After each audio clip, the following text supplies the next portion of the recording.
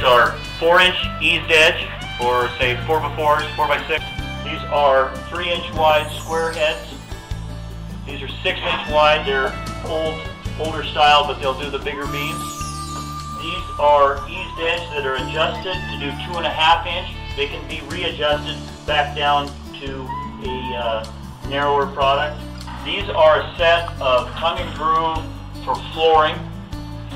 This is a set of eased edge for 2x material, so that you just your basic 1/8-inch rounded. I have a set of car decking, tongue and groove with the V-groove style. All these have numbers, as most people know. These are square car decking knives.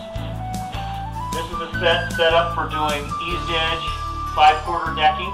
Can also be readjusted to go thicker. It's the heavier easing, the 1/4 inch rather than the 1/8-inch ease. And then I have another set of square heads back here that are good for 2x material and less. So you can do your 1-inch, 5/4, and up to 2-inch.